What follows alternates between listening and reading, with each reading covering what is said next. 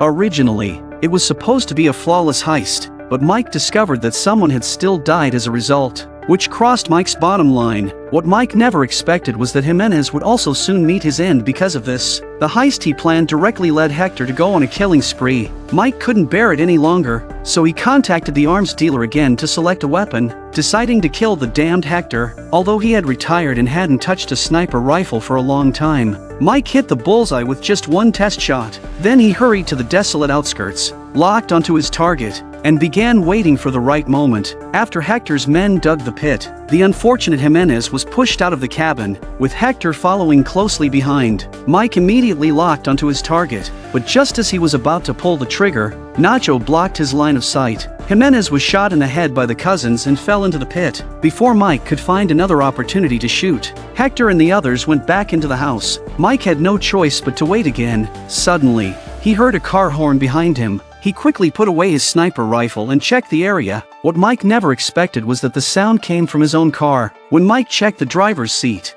he found that the horn had been propped up with a stick, and there was a note on the windshield that read, "Don't kill Hector, always cautious." Mike realized that his operation had been exposed, yet there was no one around. Mike couldn't figure out who was watching him from behind. Mike's storyline will continue into the third season. Although the ratings for these seasons are similar, the third season's plot will be even more exciting, because the most charismatic character from Breaking Bad, Gus, is coming back. Fans, make sure to hit the follow button so you don't miss the exciting episodes to come. Meanwhile, on the other side, Jimmy and Kim, planning their startup, are looking forward to a bright future. Seeing the familiar hot dog stand, fans will definitely recognize it as the place Jesse often visited. Jimmy suggested to Kim that she leave her resignation letter on Howard's desk tonight, so it would count as having notified him. The next morning, before Howard could see the resignation letter, Jimmy asked Kim to contact Mesa Verde Bank's client, because Jimmy knew that if Kim didn't act first, Howard would take the client the moment he learned of Kim's resignation. However, Kim felt this was somewhat unethical and refused to follow Jimmy's suggestion, insisting on doing things her way. The next day, Kim patiently waited at Howard's office door. The busy Howard asked her to keep it brief, but since it was about her resignation, Kim requested to formally submit it in the office. Howard, understanding her purpose, told her to get straight to the point. Kim handed over her meticulously reviewed resignation letter. Howard glanced at the letter symbolically and then directly asked Kim if she was jumping ship to SC law firm. Because there are no absolute secrets in this world, Kim quickly retorted that she was going to start her own business. Hearing this, Howard was both surprised and pleased. Howard probably considered that since Kim wasn't joining his competitor, she wouldn't pose much of a threat to his firm. Knowing about Jimmy's dismissal and Kim's voluntary resignation, Howard assumed they had planned this together. Kim didn't deny it. She shared their plan to start a law firm together and promised to repay the tuition fees the company had previously covered for her. Howard generously stated that Kim didn't need to repay the money, considering it a farewell gift from the company. They exchanged a few more pleasantries and then formally said their goodbyes. However, as soon as Kim stepped out, she heard Howard immediately scheduling a meeting with Mesa Verde Bank, confirming Jimmy's earlier suspicion. Hearing this, Kim sprinted back to the office and contacted Paige, trying to secure a meeting with the client before Howard could. In the end, perseverance paid off, and Kim successfully arranged a meeting with the client ahead of Howard. Confidently, Kim suggested that Kevin, the owner of Mesa Verde Bank, choose her. She highlighted her advantages in providing personalized service and assured them that, as their sole client, she would be fully dedicated to their case. Although the negotiation process wasn't detailed in the scene, when Kim found Jimmy, who was in the middle of renting an apartment, she excitedly shared her victory with him. Because Kim was well prepared, she perfectly responded to Kevin's various questions. In the end, while Kevin wasn't looking, Paige gave her a double thumbs up. This clearly indicated that Kevin had decided to entrust the case to Kim.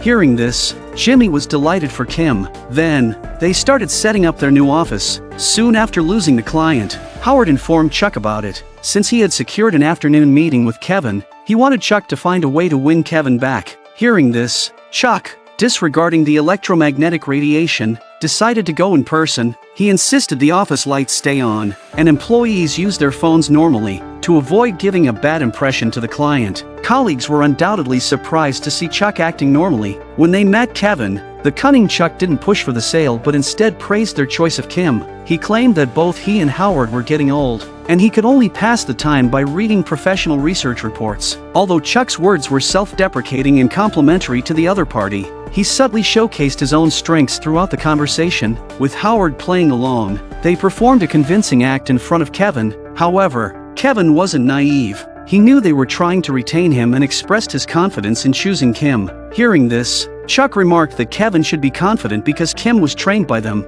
and no one was more suitable than Kim. Chuck then shifted the tone, saying that as their business expands, Kim alone wouldn't be able to handle the workload. If Kevin didn't choose their firm, they wouldn't take on any future cases from his expanded business. He advised Kevin to reconsider the professional team at HHM. Kevin was successfully persuaded by Chuck and decided to reassign the case to HHM. After bidding Kevin farewell, Chuck could no longer endure the electromagnetic radiation just because he didn't get the evidence he wanted. The irritated Chuck fell head over heels, which scared Jimmy, who was hiding in the shadows. Jimmy wanted the copy shop employees to call the police, but he didn't dare reveal himself. After a fierce internal struggle, Jimmy decisively rushed into the copy shop. Only he knew how to administer first aid to Chuck. Jimmy turned off all the electrical appliances in the store and found a pillow, then frantically called out to the unconscious Chuck. As Chuck gradually regained consciousness, the look in his eyes seemed to reveal a hint of smugness because Jimmy's timely arrival proved his suspicions correct. A few days earlier,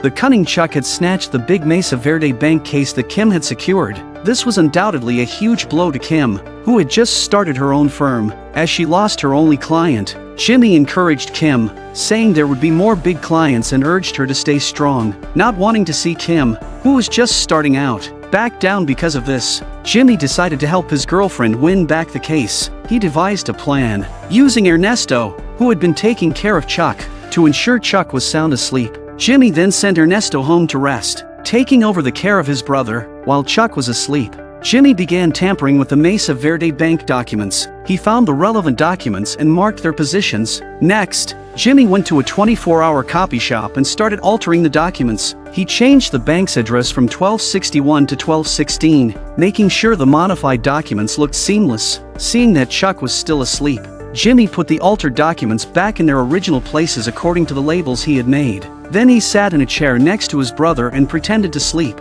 Chuck slept until the next afternoon. After some brief concern, Jimmy started mocking Chuck and Howard for stealing Kim's client. But Chuck, still feeling unwell, didn't have the energy to argue with Jimmy because he needed to prepare for the Mesa Verde Bank case. What Chuck didn't know was that this would be the most embarrassing moment of his career. The next day, Howard personally came to take Chuck to court. Jimmy hid behind a tree, watching them leave, as he still needed to return the original documents. In court, it quickly became apparent that the address Chuck submitted this time differed from the previous one. Due to this error, the judge postponed the case by 6 weeks. This delay was very costly for the client. Chuck tried to plead with the judge but ultimately couldn't salvage the situation. Chuck couldn't believe he had made such a rookie mistake. He immediately returned home to check the Mesa Verde Bank documents and found that the address was indeed 1261. Chuck couldn't accept this reality and repeatedly confirmed that he had seen 1216. Howard tried to console him by saying that everyone makes mistakes, and this very comment triggered Chuck's realization. Chuck realized that his mistake was not that he had misread the address number, but that he had slept too much last night, giving Jimmy the opportunity to tamper with the file. This was no mistake. Meanwhile, Kim and Jimmy were tidying up their office. They quickly got the place looking neat and professional. Just then, Kim received a call from Paige. Due to Chuck's blunder, Kevin decided to reassign the case to Kim. Kim was surprised by the unexpected news and shared it with Jimmy, unaware that this outcome was actually part of Jimmy's plan. Jimmy pretended to be completely unaware and celebrated with Kim, feigning surprise. Soon after, Kim received a call from Ernesto, who had been instructed by Chuck to notify her. The call was to inform Kim to pick up the Mesa Verde Bank documents from Chuck's place. Kim asked Jimmy to come along and help. However, when Jimmy tried to unlock his brother's door, he found it wouldn't open. It turned out Chuck had already changed the locks. Chuck told Ernesto to go home from work when he saw Jimmy coming. Then Chuck began accusing Jimmy in front of Kim, claiming that Jimmy had tampered with the documents while he was asleep, even bringing up Jimmy's history of forging fake IDs in high school to protect his own reputation and interests. Chuck was willing to do anything. Jimmy countered that if he had altered the documents, there would be evidence. Chuck also speculated that while he was in court, Jimmy returned the originals, which is why he changed the locks. Chuck knew Jimmy all too well and his guess was spot on. If Chuck didn't harbor a deep jealousy or hatred for Jimmy, how could he have guessed so accurately? Moreover, he also figured out that everything Jimmy had done was to help Kim win back the case. Jimmy retorted that Chuck was just bitter about losing the case and thus suspected him. Chuck responded that he couldn't stand being betrayed by his own brother. The ironic thing is that when Chuck said this, he might have forgotten how many times he had betrayed Jimmy. What was even more shocking was Chuck's concern that Kim would be ruined by Jimmy. Chuck's words seemed to be for the good of others, but in reality, he just couldn't stand the idea of Jimmy being better than him. Kim was likely exasperated by now. Faced with Chuck's accusations, Kim asked Chuck if he had any evidence. Chuck claimed that knowing his brother well was evidence enough. Kim knew Jimmy well and believed he was capable of such actions, but she didn't side with Chuck. Instead, she sharply rebutted Chuck, leaving him speechless. I know he's not perfect, and I know he cuts corners, but you're the one who made him this way. He idolizes you. He accepts you. He takes care of you. And all he ever wanted was your love and support. But all you've ever done is judge him. You never believed in him. You never wanted him to succeed. And you know what? I feel sorry for him. And I feel sorry for you. Back in the car, Kim was furious with Jimmy's actions. She didn't want to win the case this way. The show then provided flashbacks to explain Chuck's deep-seated resentment toward Jimmy. The first flashback was when Jimmy was bailed out by Chuck and visited Albuquerque for the first time. Chuck's wife, Rebecca, met Jimmy for the first time. Before Jimmy arrived, they had agreed on a signal to end the dinner, but unexpectedly, Rebecca was charmed and laughed heartily at Jimmy's humor. Jimmy has a gift for humor that Chuck doesn't possess. After Jimmy left, Rebecca expressed how impressed she was with Jimmy, noting that he wasn't like Chuck had described. Chuck tried to imitate Jimmy's humor to make Rebecca laugh, but his jokes fell flat, which fueled his jealousy towards Jimmy. Later, when their mother was on her deathbed, Chuck was deeply saddened. However, while Jimmy was out getting food, their mother woke up. She held Chuck's hand but called out for Jimmy, making Chuck feel as though his brother had stolen their mother's affection. Before Jimmy could return, their mother passed away. Chuck never told Jimmy that their mother had called for him before she died. These were some of the incidents that fueled Chuck's jealousy towards Jimmy. That night, as Jimmy was about to sleep, Kim, having witnessed Chuck's cunning, warned him that Chuck would be their toughest opponent, capable of catching even the slightest mistake. Hearing this, Jimmy immediately got up and dressed. He hurried to the copy shop where he had altered the documents. Sure enough, he saw Ernesto, who had been sent by Chuck. To avoid being seen, Jimmy quickly hid. After Ernesto left, Jimmy approached the shop owner, Lance, and paid him a large sum to buy his silence, even purchasing and deleting the shop's surveillance footage. Money talks. When Chuck came back to verify the situation, Lance kept quiet, and despite Chuck's efforts, he couldn't get the answers he wanted. Under the stress of the electrical stimuli, Chuck staggered and collapsed. In this critical moment, Jimmy rushed out from hiding to administer first aid to his brother. Chuck was promptly taken to the hospital. When Chuck woke up, the first thing he did was ask Ernesto how long he had been unconscious, in order to deduce that Jimmy had never left the copy shop. Chuck also suspected that Jimmy had bribed Lance while Ernesto was picking him up.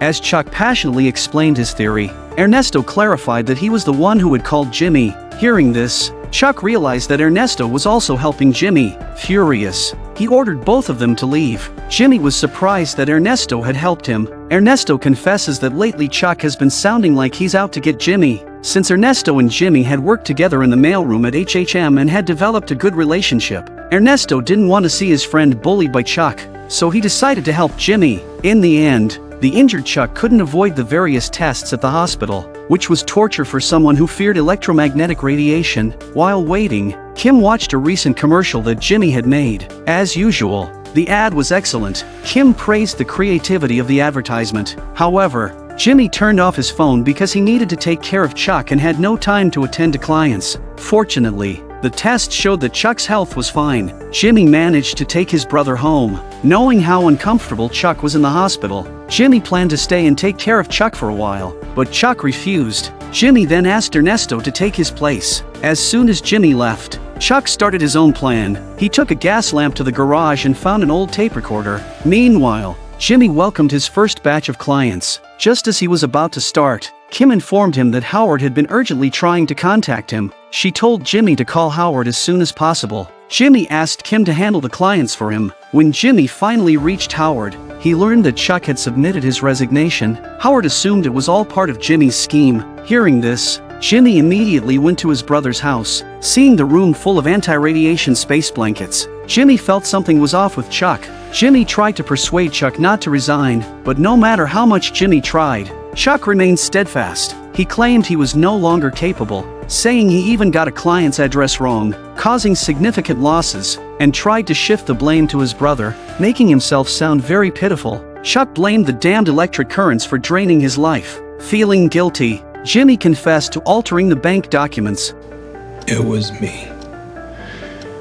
I would have made Nixon proud. I changed 1261 to 1216. Exactly. I doctored the copies. I paid the kid at the shop to lie for me. It is insane how you got every detail exactly right. Are you telling the truth? Or are you just trying to make me feel better? I am saying it to make you feel better. Sure shit wouldn't be telling you otherwise. I did it for Kim. Well, she worked her butt off to get Mesa Verde while you and Howard sat around sipping scotch and chortling. Hamlin, McGill, more like Scrooge and Marley. Kim deserves Mesa Verde, not you, not HHM. She earned it and she needs it. I did it to help her, but I honestly didn't think it would hurt you so bad. I thought you'd just say, oh crap, I made a mistake, and go on with your life like a normal person. But oh no, wishful thinking. I'm gonna go call Howard. Jimmy, you do realize you just confessed to a felony? I guess, but you feel better, right? This was exactly what Chuck had planned. Unbeknownst to Jimmy, Chuck had recorded everything he had just confessed. Thus, the second season of Better Call Saul came to an end. What will Jimmy do next to deal with the evidence Chuck has gathered? The plot in the third season will be even more exciting. Let's meet again in the third season and not miss out on the action.